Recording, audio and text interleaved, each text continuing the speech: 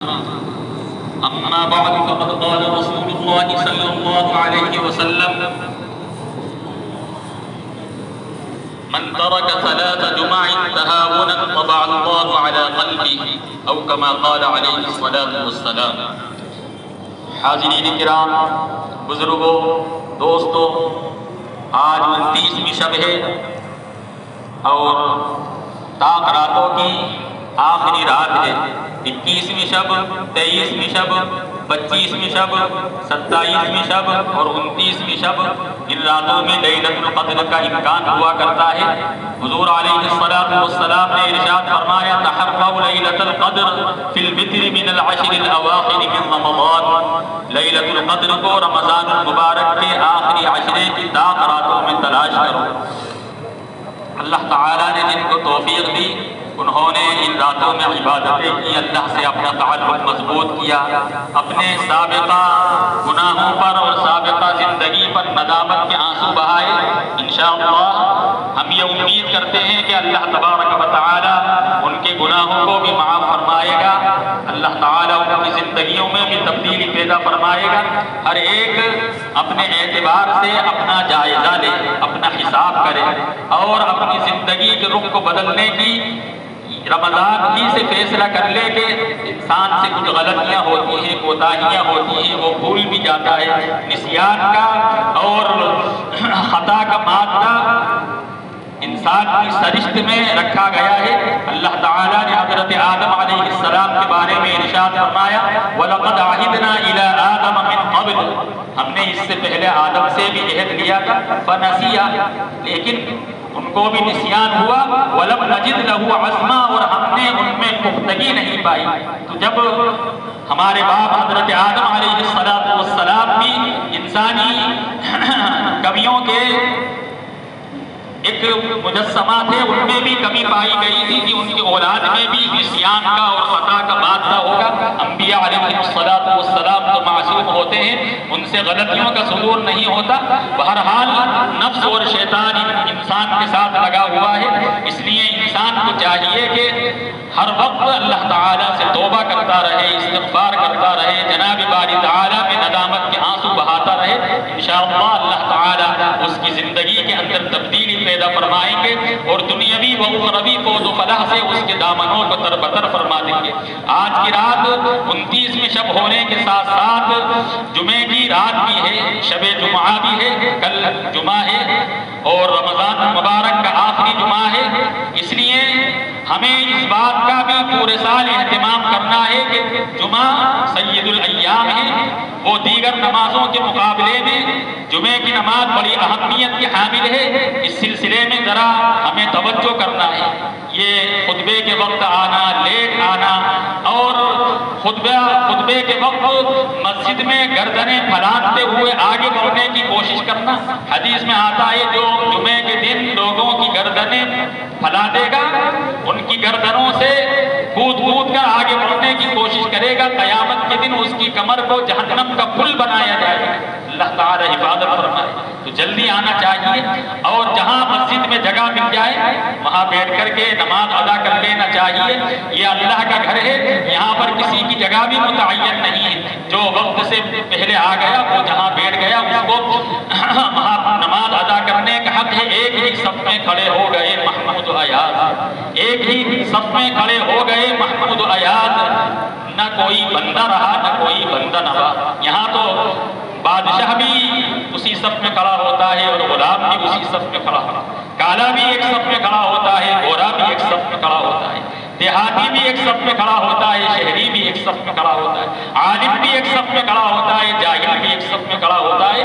یہاں کوئی امتیاز نہیں ہے، فرق نہیں۔ بہرحال لیکن امام کے پیچھے ایسے حضرات کو کھڑا ہونا چاہیے کہ اگر نماز میں امام سے کوئی ایسی بات پیش آئے جس کی وجہ سے اس کا وضو جاتا رہے تو وہ اپنا نائب اور خلیفہ بنا کر کے چلا جائے۔ تو حضور علیہ السلام نے ایک حدیث میں ارشاد فرمایا: لیلینی منکم اولو الاحلام والنہی، نماز میں مجھ سے قریب ایسے لوگ کھڑے ہوں جو کہ عقل مند ہوں، جو علم والے ہوں، جو قرآن صحیح پڑھ سکتے ہوں، جو مسائل سے واقفیت رکھتے ہوں، ان کو امام کے قریب ہونا چاہیے۔ لیکن یہ تمام چیزیں پہلے سے، لیکن کوئی بھی اگر امام کے پیچھے کھڑا ہو گیا تو وہ اس جگہ کا حقدار ہے۔ ہمارے فقہا نے اس سے بھی منع کیا ہے کہ رومال رکھ دیا جائے یا مسواک رکھ دی جائے یا موبائل رکھ دیا جائے اور آدمی ادھر ادھر گھومتا رہے اور پھر یہ کہے کہ میری جگہ یہ فکس ہو گئی، میں تو یہی نماز پڑھوں۔ ارے نماز آپ یہاں بھی پڑھیں گے، آپ کو انشاءاللہ نماز کا ثواب ملے گا، پہلی سب کا ثواب بہت زیادہ ہے، لیکن کسی کا دل دکھانا، کسی کو تکلیف دینا، کسی پر اعتراض کرنا، یہ یاد رکھیے حدیث میں آتا ہے انا عند الکسرۃ قلوبہم، اللہ کے رسول علیہ السلام نے حدیث مبارکہ میں ارشاد فرمایا، حدیث قدسی ہے، اللہ فرماتا ہے میں ٹوٹے ہوئے دلوں والوں کے پاس ہوتا ہوں۔ جن کے دل ٹوٹے ہوتے ہیں، جن کو تکلیف دی جاتی ہے، اور تکلیف کی بہت ساری شکلیں، اور شیطان میرے عزیزوں یہ چاہتا ہے کہ انہوں نے ایک مہینے عبادتیں کی ہیں، تکبیر اولیٰ سے نماز پڑھی، تراویح کی پوری نماز پڑھی، آخری دنوں میں کوئی ایسا کام کر کے جاؤ کہ ان کی ساری عبادتوں پر پانی پھر جائے، سب اجر ضائع ہو جائے۔ کوئی ایسی حرکت ان سے کروا دو، صبر اور تحمل کے خلاف کوئی کام کروا دو، کوئی ایسی حرکت ان سے سرزد ہو جائے کہ یہ اللہ کی نگاہ میں گر جائیں اور ان کے اعمال جو پورے مہینے عبادتوں کے ذریعے سے وزنی بنے تھے ان کی کوئی حیثیت باقی نہ رہے۔ بہرحال جمعے کا اہتمام ہونا چاہیے۔ تو میں نے یہ بات عرض کی، لوگوں کی گردنیں پھلان کر کے آگے بڑھنے کی کوشش کرنا اس سے منع کیا گیا، جلدی آنا چاہیے۔ حدیث میں آتا ہے جو جمعے کے دن سب سے پہلے مسجد میں آتا ہے اس کو ایک اونٹ قربان کرنے کے برابر ثواب ملتا ہے، جو اس کے بعد آتا ہے اس کو ایک بڑا جانور اللہ کی راہ میں صدقہ کرنے کے برابر ثواب ملتا ہے، پھر بکرا صدقہ کرنے کا ثواب ملتا ہے، پھر مرغی صدقہ کرنے کا ثواب ملتا ہے، پھر انڈا صدقہ کرنے کا ثواب ملتا ہے۔ اور جب امام خطبہ دینے کے لیے منبر پر چڑھتا ہے تو پھر جو فرشتے ثواب لکھنے کے لیے مسجد کے دروازے پر بیٹھے ہوئے تھے وہ اپنے رجسٹروں کو، اپنے نوشتوں کو بند کر دیتے ہیں، لپیٹ دیتے ہیں، اور وہ خطبہ سننے کے لیے وہ بھی متوجہ ہو جاتے ہیں۔ پھر آدمی کو صرف جمعے کی نماز کا ثواب مل جاتا ہے۔ یہ بھی دیکھا گیا کہ 1:30 بجے اگر کسی مسجد میں نماز ہو رہی ہے، آدمی 2-4-5 منٹ بعد پہنچا، اس کو قاعدہ عقیدہ بھی مل رہا ہے تو وہ وہیں پر نپٹانے کی کوشش کرتا ہے۔ ارے ابھی 1:45 والی باقی ہے، جامع مسجد میں 2 بجے ہوگی، آپ نے خطبہ نہیں سنا، آپ نے قبلیہ سنتیں نہیں پڑھی، اور آپ نے تکبیر اولیٰ جمعے کی نماز کی تکبیر اولیٰ آدمی سے فوت ہو جائے۔ ارے کوئی مجبوری ہے، آپ کو سفر پر جانا ہے، یا آپ کی پریکشا ہے، آپ کا ایگزام ہے، یا کوئی اور ضروری کام ہے، ایسی صورت میں تو جواز ہو سکتا ہے، لیکن صرف اپنے ذمے سے 2 فرض ثابت کرنے کے لیے مسجد میں چلے جانا اور پھر سلام پھرتے ہی بھاگ جانا، یہ ذرا غور کی بات ہے، ہمیں اس طرف توجہ کرنا چاہیے۔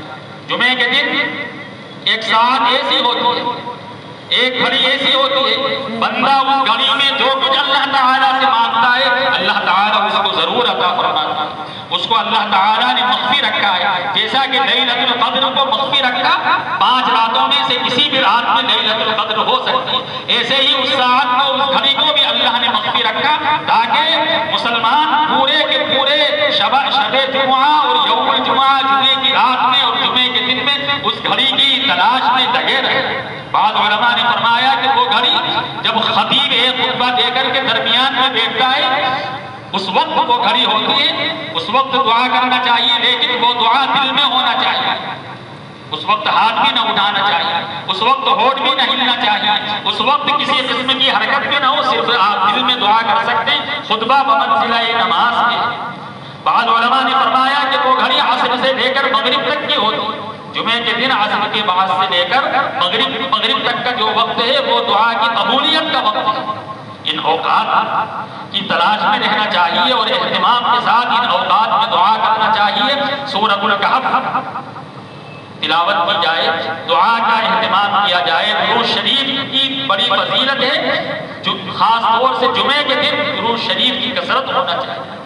ایک مخصوص لباس جمعے کے لیے آدمی متعین کرے، اچھا لباس، عمدہ لباس، اور پھر خوشبو کا استعمال کرے، تیل لگائے، سرما لگائے اور بالوں کے اندر کنگھی کرے۔ اسی کے ساتھ ساتھ اپنے جسمانی جو غلاظتیں ہیں، جو گندگیاں ہیں، ان کو بھی دور کرے۔ ہمارے ناخن کٹے ہوئے ہونا چاہیے، فیشن ہے، اگر مقابلہ کیا جائے ناخن بڑھانے کا تو بہت سارے فرسٹ نمبر پر آئے، ناخن بڑھنا ہی کوئی احساس ہی نہیں.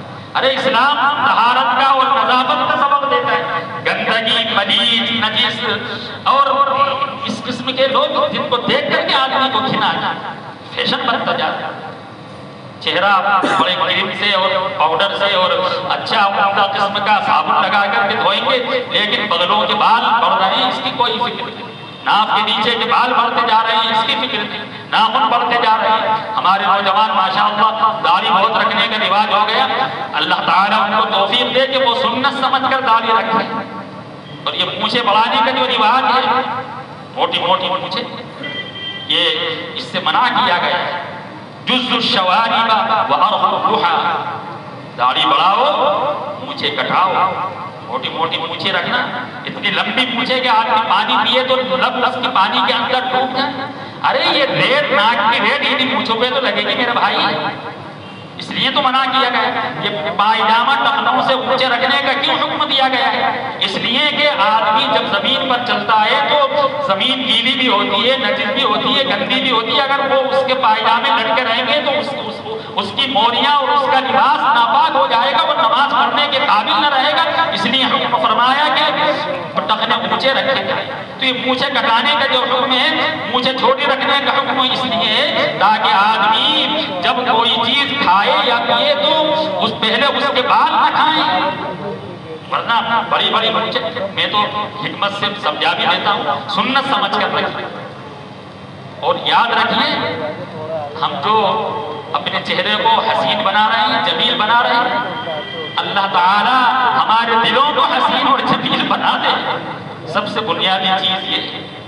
ظاہر بڑا اچھا، چہرہ بڑا اچھا لگ رہا ہے، اور دل کینہ، کپٹ، حسد، جلن، بغض، نفرت، یہ کر دوں گا اور وہ کر دوں گا، سینہ تھان کر کے اس کی ایسی تیسی، اس نے ایسا کیا تو ایسا کیا، آئی دیکھ لوں گا میں. یہ تمام چیزیں انسان کی انانیت کو ختم کرنے کی کوشش انسان کو کرنا چاہیے. ارے کس پر گھمنڈ کر رہا ہے؟ کیوں اکڑ رہا ہے؟ کیوں سینہ تان رہا ہے؟